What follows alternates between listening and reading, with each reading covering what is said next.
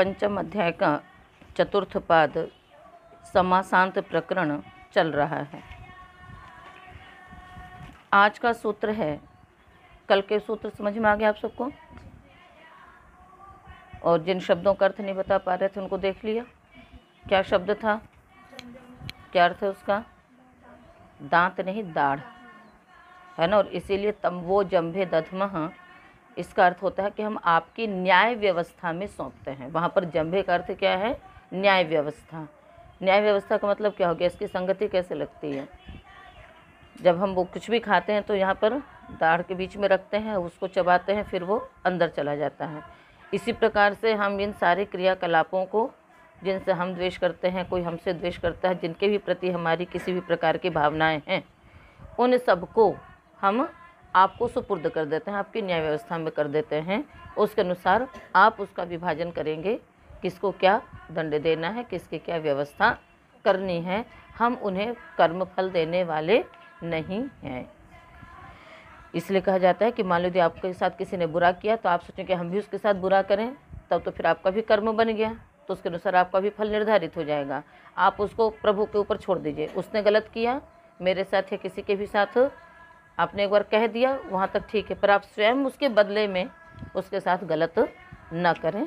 ये भावना इससे बलवती होती है। अस्तु। वयसि दंतस्य दत्री, नहीं यहीं से लेना है ना, ठीक है। वयसि दंतस्य दत्री, वयसि सप्तमी का एक वचन, दंतस्य षष्ठी का एक वचन, दत्री लुप्त प्रथमांत निर्देश। अनुवृत्तियां हैं संख्या सुपूर्वस्य बहुव्रीहौ समासान्ताः तद्धिताः ज्ञा प्रातिपदिकात् प्रत्ययः परश्च। अर्थ करने की प्रक्रिया आप सबको मालूम है। संख्या पूर्वस्य सुपूर्वस्य बहुव्रीहेः दंत शब्दस्य समासान्तः दत्रि इत्ययम् आदेशो भवति वयसि गम्यमाने। संख्या पूर्वस्य सुपूर्वस्य बहुव्रीहेः, या तो संख्या पूर्व में हो अथवा सुपूर्व में हो, ऐसा जो बहुव्रीहि समास, उसमें जो दंत शब्द है अंत में, उसको दत्रि आदेश हो जाएगा और वह समासांत माना जाएगा, किंतु उससे अवस्था द्योतित हो रही हो। ठीक है।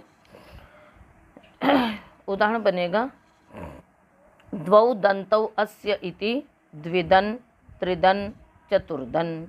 तो दो दांतें हैं जिसकी, द्वौ दंतौ अस्य, तो दो दांतों से बालक की अवस्था द्योतित होती है कि सबसे पहले आगे के दो दांत उत्पन्न होते हैं।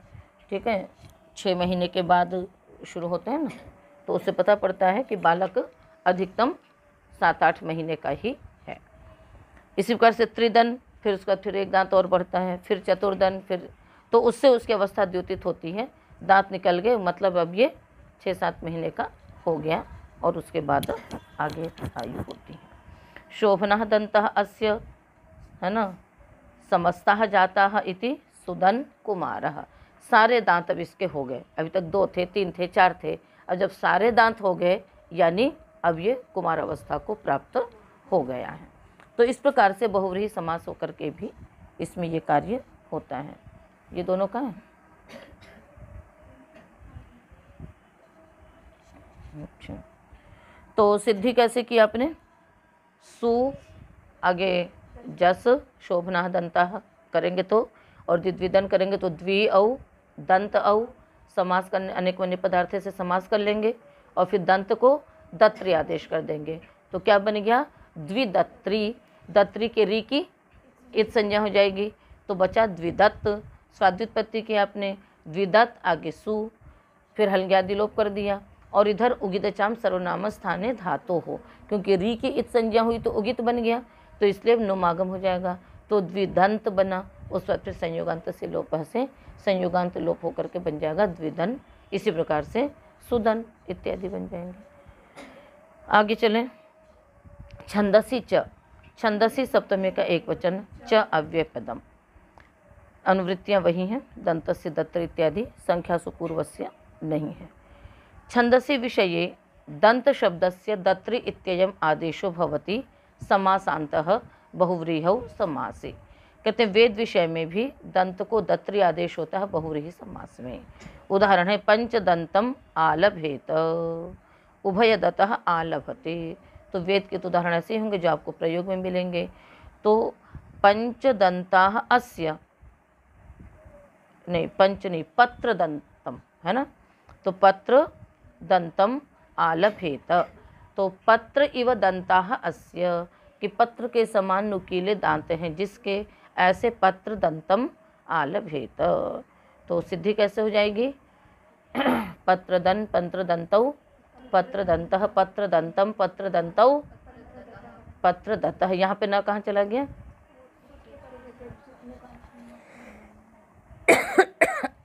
सूत्र में तो निकास सुट के परे रहते, हाँ सर्वनाम स्थान परे रहते। क्या कहा है? तो पत्रदंतम, ठीक है।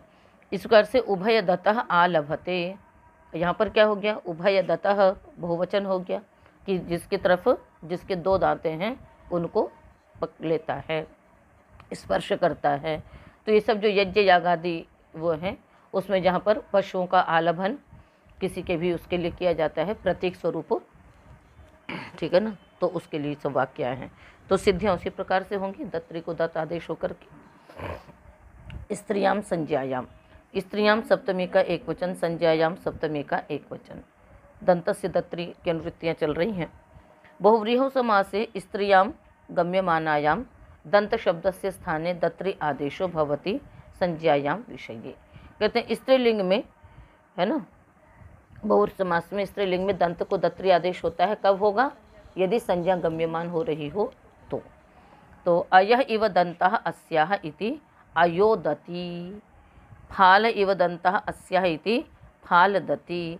तो लोहे के समान कठोर दांत हैं जिसके, ठीक है, तो अयोदति है। हल्के फाल के समान तीक्ष्ण नुकीले दांत हैं जिसके, वो क्या कहलाई? फालदति। तो इन सब में क्या होगा? अय इव दंतः अस्य, तो अय आगे सुदंत आगे जस समास इत्यादि करके उसके बाद फिर अयस हर्षिच इत्यादि लग जाएगा। अयो दंत, दंत को दत्री आदेश हो गया। अयो दत्त आगे ङीप आ जाएगा उगितश्च से, उगित होने से, तो अयोदत्त आगे ई अयोदति फालदति। विभाषा श्यावारोकाभ्याम, विभाषा प्रथमा का एक वचन, श्यावारोकाभ्याम पंचमी का द्विवचन। श्यावश्च अरोकश्चेति श्यावारोकौ ताभ्याम श्यावारोकाभ्याम। श्याव अरोक इत्येताभ्याम परस्य दंत शब्दस्य दत्री इत्ययम आदेशो भवति। बोला करो अर्थ साथ में, कहाँ ध्यान चला जाता? बोलते रहोगे तो यहीं पे दिमाग रहेगा। बोलो। श्याव अरोक इत्येताभ्याम, हाँ, तस्य दत्त इत्ययम आदेशो भवति विकल्पेन।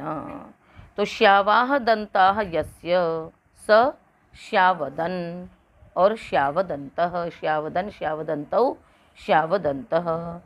तो श्याव का अर्थ हो गया पीला, तो पीले दांत हैं जिसके, उसको क्या कहेंगे? श्यावदंतः। स्त्रीलिंग में हो जाएगा श्यावदति। अरोकाः निर्दीप्ताः दंताः यस्य स अरोकदन। रुच दीप्ता भी प्रीतोच से रोक शब्द बनेगा, मतलब दीप्तिमान। और अरोक निस्तेज, कईयों के दांत होते हैं एकदम चमकते हैं, हम लोग कहते हैं मोती की तरह चमक रहे हैं दांत, और किसी के दांतों में चमक ही नहीं रहती है, तो वो दांत क्या कहलाएंगे? अरोकदन। तो अरोकाः मतलब मैले दांत वाला, जिसके उसमें मैल जमी पड़ी हो, तो अरोकदन। सिद्धियों में कुछ विशेष नहीं है। अग्रांत शुद्ध शुभ्र वृषवराहे भ्यश्च, अग्रांत शुद्ध शुभ्र वृषवराहेभ्यः पंचमी का बहुवचन च अव्यपदम। अग्र शब्दः अन्ते यस्य स अग्रांतः, अग्रांतश्च शुद्धश्च शुभ्रश्च वृषश्च वराहश्च इति वराहाः तेभ्यः वराहेभ्यः। अनुवृत्तियाँ विभाषा और दंतस्य दत्री। अग्रांत शुद्ध शुभ्र वृष वराह इत्येतेभ्यः उत्तरस्य दंत शब्दस्य दत्री आदेशो भवति समासांतः विकल्पेन। इन से परे दंत शब्द को दत्री आदेश होता है, बहुव्रीहि समास में विकल्प से होगा। उदाहरण बनाएंगे। कुड्मलस्य अग्रमिति कुड्मलाग्रम, मतलब अग्रांत शब्द होना चाहिए। तो पहले तो अग्र शब्द के साथ समास करेंगे तो क्या अर्थ हो जाएगा, कुड्मलस्य अग्रमिति कुड्मलाग्रम, फिर कुड्मलाग्रम है ना, कुड्मलाग्राणि इव दंताः अस्य इति कुड्मलाग्रदन्तः। तो कुड्मलाग्र का अर्थ क्या हो गया, कुड्मल मतलब होता है कली, है ना, कली के समान खिले हुए दांत हैं जिसके।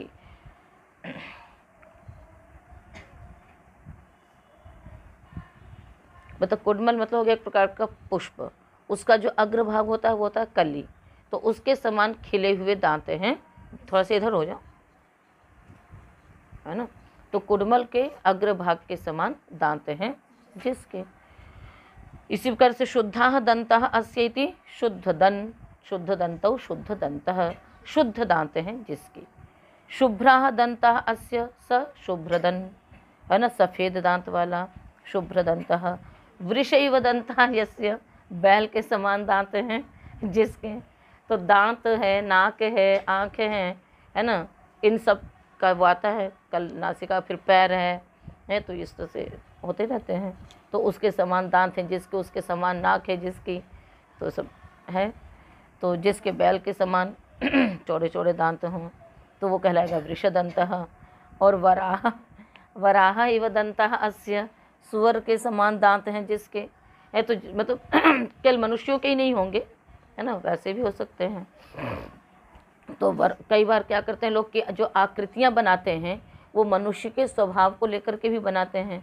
तो किसी मनुष्यों में भी पाशविक प्रवृत्तियाँ होती हैं, तो उस ये जो राक्षस इत्यादि की जो कल्पनाएं की गई हैं वो भी क्या हैं, वो वस्तुतः वैसे ही दांत वांत वाले थोड़ी ना होते हैं, किंतु उनका स्वभाव अंदर से उस प्रकार का हुआ, तो उसकी जब कल्पना की गई तो उनको उस प्रकार की आकृति दे दी गई। तो उसमें किसी के सूअर की तरह दांत, किसी के हाथी की तरह, किसी तरह से बना देते हैं, और जानवरों में भी हो सकते हैं। इसलिए तो वराह दन, तो दंत को दत्र आदेश हुआ, उगितश्च से नहीं, उगित चाम से नोमागम, और उसके बाद इंगिप करना होगा तो उगितश्च से इंगिप कर लेंगे। तो ये दंत को जो दत्री आदेश का प्रकरण था वो समाप्त हुआ। अब आगे चलेंगे। ककुदस्य अवस्थायाम लोपः, ककुदस्य षष्ठी का एक वचन, अवस्थायाम सप्तमी का एक वचन, लोपः प्रथमा का एक वचन। ककुद शब्दान्तस्य बहुव्रीहेः लोपो भवति अवस्थायाम गम्यमानायाम। ककुद शब्द बहुव्रीहौ समासे, ककुद शब्द के अंत का लोप होता है बहुव्रीहि समास में। कब होगा, यदि अवस्था द्योतित हो रही हो तो। उदाहरण बनाएंगे, असंजातम ककुदम अस्य स असंजात ककुद, मतलब जिसके अभी ककुद नहीं हुआ। ककुद क्या होता है पता है क्या, हाँ, गाय अथवा बैल के जो यहाँ का ऊपर का भाग उठा हुआ निकल रहा होता है उसको ककुद बोलते हैं। तो जब वो बछड़ा जब पैदा होता है तब उसके ककुद नहीं होती है, वो जैसे जैसे वो बड़ा होता जाता है वैसे वैसे उसकी ककुद निकलता है। तो इसी प्रकार से असंजातम ककुद अस्य है कि जिसके अभी ककुद हुआ ही नहीं है, तो वो बालक अवस्था द्योतित हो रही है। तो असंजात ककुद, तो ककुद पूरा था, उसके आकार का लोप हो गया अलवंत्यस्य से, तो क्या बन गया, असंजात ककुद। इसी प्रकार से है ना, पूर्णः ककुदः अस्य, पूर्ण है ककुद जिसका, यानी युवावस्था को प्राप्त, तो पूर्ण ककुद। उन्नतः ककुदः अस्य इति उन्नत ककुद, तो सबके उसका लोप हो गया। तो उन्नत ककुद का मतलब क्या हो गया, जिसका ज़्यादा उठ गया। तो जो ये अपने जो ग्वाले होते हैं या जो गायों के उसको जानते हैं, तो उसके ककुद को देख करके ही वो उसकी आयु का समझ लेते हैं कि ये गाय जो है ये अभी, गाय अथवा बैल जो भी पशु है वो कितने वर्ष का हो सकता है। और जिसके खूब ककुद अच्छा निकल जाता है तो वो वृद्धत्व की ओर है, मतलब ज़्यादा हो चुका है। इसी प्रकार से स्थूलः ककुदः अस्य स, स्थूल ककुद है, ककुद जिसका बलवान है, तो उससे भी देख के समझ में आता है, क्योंकि वहीं उसके आगे यहाँ पर जुआ इत्यादि रखा जाता है, तो फिर उससे। इसी प्रकार से यष्टि ककुद है, इसमें बताया कि जैसे लाठी होती ना बहुत मोटी ना बहुत पतली, तो नाति स्थूलः अनतिकृशः, मतलब बहुत स्थूल नहीं बहुत पतला भी नहीं, मतलब ठीक ठीक ककुद है जिसका, तो वो हो जाएगा। तो यष्टि इव ककुद अस्य स यष्टि ककुद, तो पुल्लिंग में इस प्रकार से बनेगा, और स्त्रीलिंग में उसमें भी वही रहेगा, क्योंकि उगित तो है नहीं, किंगिप होगा, अकारांत भी नहीं तो टाप भी नहीं होगा, तो यष्टि ककुत ऐसे ही रहेगा। तो स्त्रीलिंग पुल्लिंग दोनों में ही एक जैसे रूप चलेंगे। त्रिककुत पर्वते, त्रिककुत प्रथमा का एक वचन, पर्वते सप्तमी का एक वचन। त्रिककुद इति निपात्यते पर्वते अभिधेये, त्रिककुद यह निपातन किया जाता है, तो क्या बनेगा, त्रीणि ककुदानि अस्य, है ना। तो ककुद शब्द उभय लिंग माना गया है, पुल्लिंग भी और नपुंसक लिंग भी। तो त्रीणि ककुदानि अस्य इति त्रिककुत पर्वतः। यहाँ पर ककुद का अर्थ क्या हो गया, चोटी। ककुद क्या होता है, ऊपर निकला हुआ होता है, तो ऐसे पर्वतों पे भी जहाँ 3 चोटियाँ हों तो उसको क्या कह देंगे, त्रिककुत पर्वतः, यानी 3 श्रृंगों वाला जो पर्वत। उद्विभ्याम काकुदस्य, उद्विभ्याम पंचमी का द्विवचन, काकुदस्य षष्ठी का एक वचन। उद्वि इत्येताभ्याम परः यह काकुद शब्दः तस्य लोपो भवति समासान्तः। ठीक है, कहते हैं उद्वि से परे जो काकुद शब्द है उसका लोप होता है, तो ये अंत्य का लोप होगा, और लोप होने के बाद भी वो क्या माना जाएगा, समासांत शुद्ध शब्द माना जाएगा। उदाहरण बनाएंगे, उद्गतम काकुदम अस्य इति उत्काकुत, विगतम काकुदम अस्य इति विकाकुत। काकुद मने काकुद मने तालु, ठीक है ना। तो जिसका उठा हुआ तालु है, तो तालु जिसका व्यवस्थित रहता है उसके शब्द सही उच्चरित होते हैं, और जिसके तालु में कुछ कोई किसी का ऊंचा रहता है, किसी का छोटा होता है, तो उससे क्या होता है, वही जो तुतला करके बोलना या कई आवाज़ स्पष्ट ना निकलना, तो इसके कारण से उसमें ध्वनि में परिवर्तन आ जाता है। तो उद्गतम काकुदम अस्येति उत्काकुत, तो काकुद के आकार का लोप होकर के उत्काकुत बन गया। ठीक है, जिसका तालु स्थान ठीक नहीं है अथवा जिसका उठा हुआ तालु, कई लोगों के तालु ही नहीं होता है, ऐसा भी होता है, छेद रहता है पूरा, परमेश्वर की रचना है। पूर्णात विभाषा, पूर्णात पंचमी का एक वचन, विभाषा प्रथमा का एक वचन। पूर्ण शब्दाद उत्तरस्य काकुद शब्दस्य विभाषा लोपो भवति, पूर्ण से उत्तर काकुद के अंत्य का लोप विकल्प से होगा। तो बनाएंगे पूर्णः काकुदम अस्य इति पूर्ण काकुद, जिसका पूर्ण व्यवस्थित काकुद है वो कहलाएगा पूर्ण काकुदः। तो 2 बनेंगे, पूर्ण काकुद और पूर्ण काकुदः। आप लोग प्रथमावृत्ति पढ़ते हो कि नहीं, इसके बाद पाठ विचारते समय एक एक पंक्तियाँ देख लिया करो, इसलिए भी एक तो मतलब हिंदी में कुछ उसके अर्थ इत्यादि की भिन्नता होती है, दूसरा कुछ अशुद्धियाँ भी रहती हैं, कहीं पर कोई उदाहरण छूट जाता है, कहीं कुछ होता है, तो आप उसको अभी पढ़ते समय ही आप उसको पूरा ठीक ठाक कर सकते हो, ताकि जब आप अध्यापन कराओ या बाद में देखें तो आपको वो स्मरण में रहेगा, नहीं तो ध्यान में नहीं रहता कुछ भी। सुहृद दुहृदौ मित्रा मित्रयोः, सुहृद दुहृदौ प्रथमा का द्विवचन, मित्रा मित्रयोः सप्तमी का द्विवचन। सुहृद च दुहृद चेति सुहृद दुहृदौ, मित्रम च अमित्रम चैति मित्रा मित्रे तयोः मित्रा मित्रयोः। सुहृद दुहृदौ निपात्येते मित्रा मित्रयोः अभिधेये, यथा संख्यम मित्रा मित्रयोः अभिधेययोः। सुहृद दुहृद ये शब्द निपातन किए जाते हैं क्रमशः मित्र और अमित्र अभिधेय होने पर। तो कैसे करेंगे, सुष्ठु हृदयम यस्य स सुहृद मित्रः, जिसका अच्छा हृदय है वो मित्र ही होगा, और दुष्टु हृदयम यस्य स है ना अमित्रः, ठीक है ना। तो दुर शब्द से ही लेंगे, तो क्या हो जाएगा, सु से परे हृदय शब्द को हृद आदेश निपातन कर दिया तो सुहृद बन गया, और दुर से परे हृदय को हृद आदेश किया तो दुहृद बन गया। तो बन गया एक मित्र है और एक अमित्र है, शत्रु है, बाकी स्वाद्युत्पत्ति कर ही लेंगे। उरह प्रभृतिभ्य कप, उरह प्रथमा का एक वचन, उरह प्रभृतिभ्य पंचमी का बहुवचन, कप प्रथमा का एक वचन। उरह प्रभृति येषाम ते उरह प्रभृतयः तेभ्यः उरह प्रभृतिभ्यः। उरह प्रभृत्यन्तात् बहुव्रीहेः कप प्रत्ययः परश्च भवति समासान्तः। कहते हैं उरह प्रभृति जो बहुव्रीहि समास हैं उनसे क्या होता है, समासांत कप प्रत्यय होता है। व्यूढ़म उरह यस्य स व्यूढ़ो रस्कः, है ना। इस प्रकार से प्रियम सर्पिः यस्य स प्रिय सर्पिष्कः, और अवमुक्ता उपानत येन स अवमुक्तोपानतकः, ऐसे कुछ शब्द हैं उरह प्रभृति गण पठित हैं। तो व्यूढ़म उरह यस्य, महत उरह यस्य बना चुके हैं हम लोग, तो व्यूढ़ आगे सु, उरस आगे सु, अनेक मन्य पदार्थ से आपने समास किया।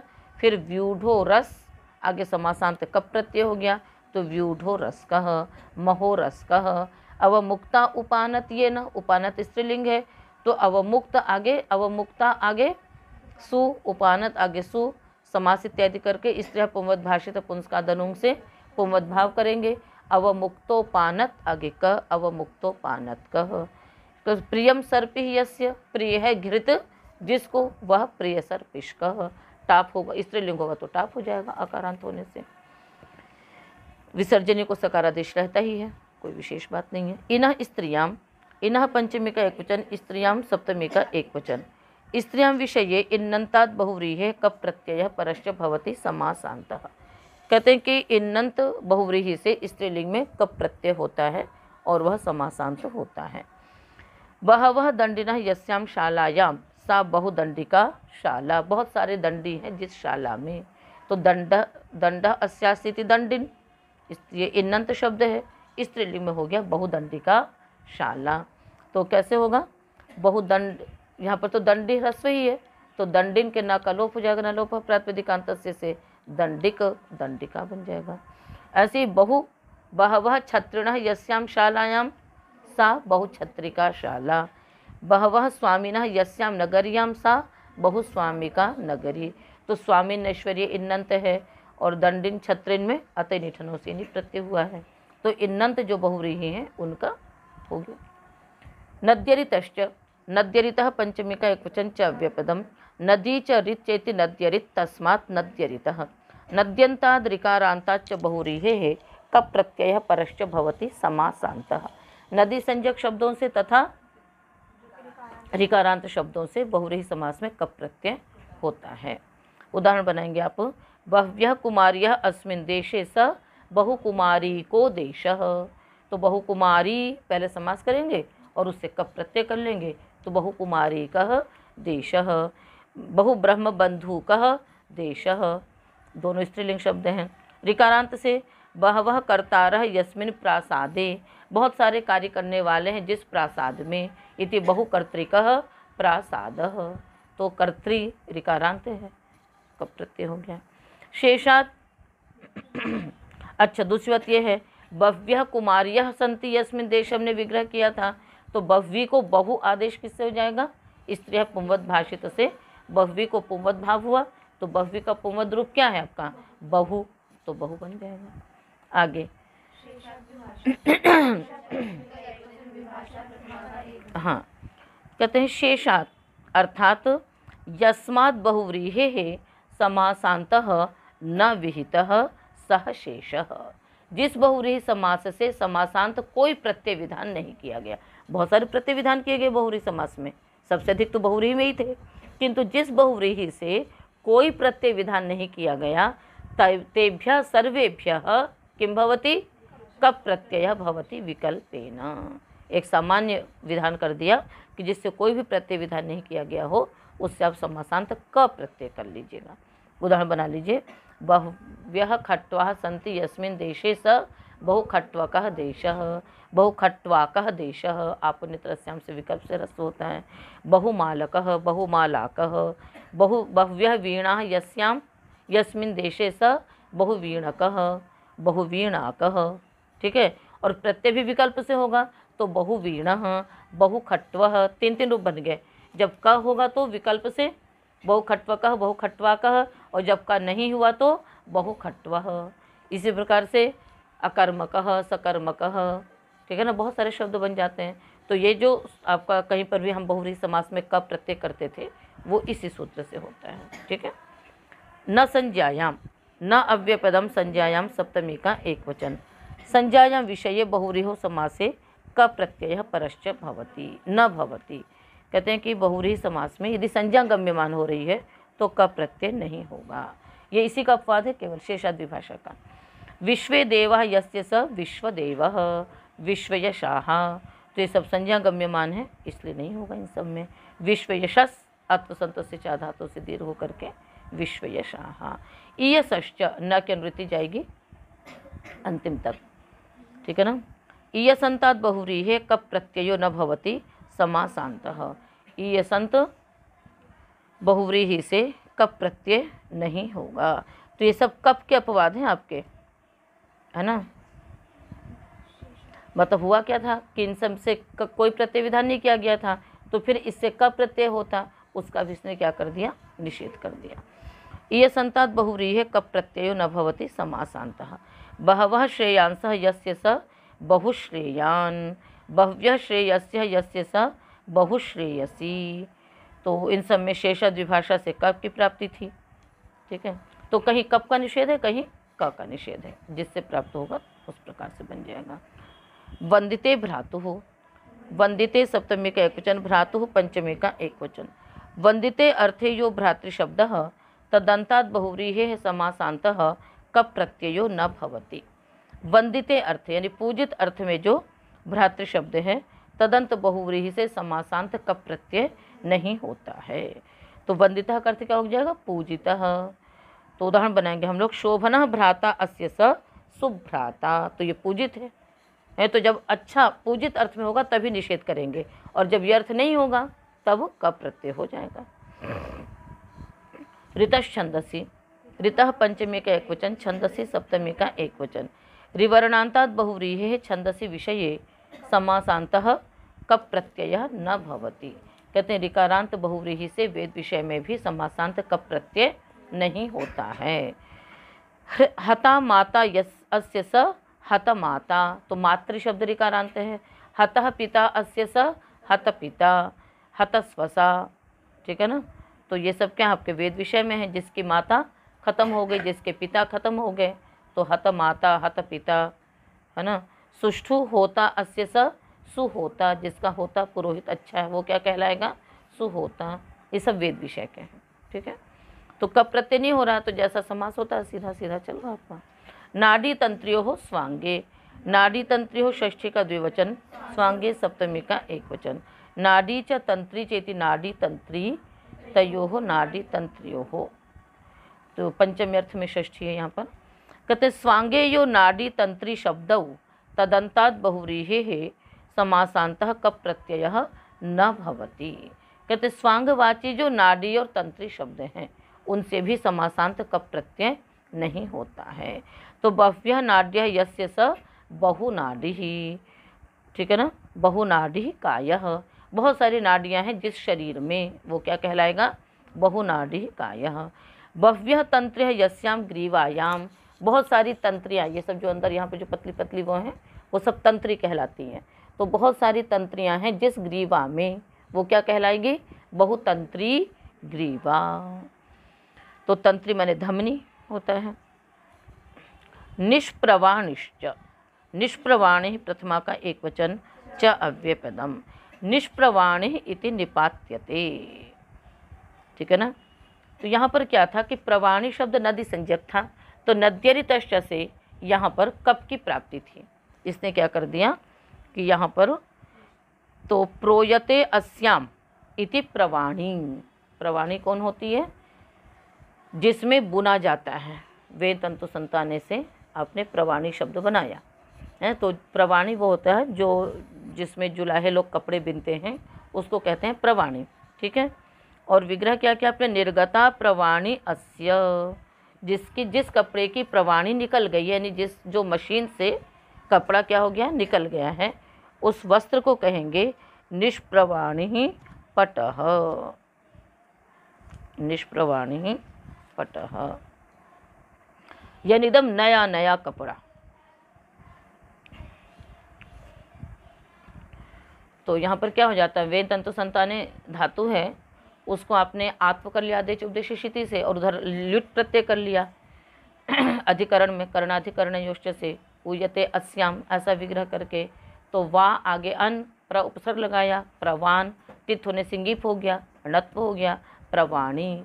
तो जिसमें कप, वहाँ पर देखा था ना टेंट सिटी में अंदर जहाँ पर कपड़े बिन, साड़ी जिसमें बिनी जा रही थी, तो उसको भी क्या बोलेंगे, प्रवाणी बोलेंगे संस्कृत में, ठीक है ना। तो वही प्रवाणी है। और जब साड़ी या कोई भी वस्त्र उससे बन करके निकल करके तैयार हो गया और कपड़ा बाहर निकला, यानी नया वस्त्र तैयार किया हुआ, तो निष्प्रवाणी बना। अब आपने प्रत्यय तो किया नहीं, तो प्रवाणी दीर्घ था, तो गोस्त्री और उपसर्जन से उपसर्जन स्त्री प्रत्यय को ह्रस्व हो गया, तो बन गया निष्प्रवाणी। तो जो छोटी छोटी चीज़ें उनको ध्यान में रखना पड़ेगा कि यदि प्रत्यय नहीं हो रहा और स्त्री प्रत्यय है तो गोस्त्री और उपसर्जन से क्या होगा, उसको ह्रस्व हो जाएगा, अन्यथा नहीं होगा।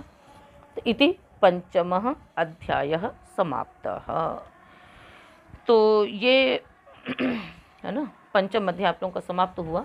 तो पंचम अध्याय के चतुर्थ पाद में ये समासांत प्रकरण है और इसका पूरा संबंध आपका कहाँ से चल रहा है, द्वितीय अध्याय में आपने समास किए और यहाँ पर आपने ये प्रयोग किए। तो हमने प्रायः करके देखा है कि जो पंचम अध्याय है उसके शब्द वर्तमान में भी प्रयोग में हैं, ज़्यादा व्यवहार में आने वाले शब्द हैं। जैसे चतुर्थ अध्याय में तो अपत्यार्थ प्रकरण और इस प्रकार से थे, तो कुछ शब्द उसके उस रूप में हैं और कई शब्द प्रयोग में व्यवहार में वर्तमान में उतने नहीं भी हैं। किंतु पंचम अध्याय का चाहे मत्वर्थीय प्रकरण हो, चाहे समासांत प्रकरण हो, चाहे विभक्त्यर्थ प्रकरण हो, चाहे पूर्ण प्रत्ययांत हो, तो ये सभी प्रकरण आपके प्रतिदिन के व्यवहार के शब्दों में हैं और ज़्यादातर सभी शब्द सूत्र में ही शब्द सिद्ध कर दिए गए हैं।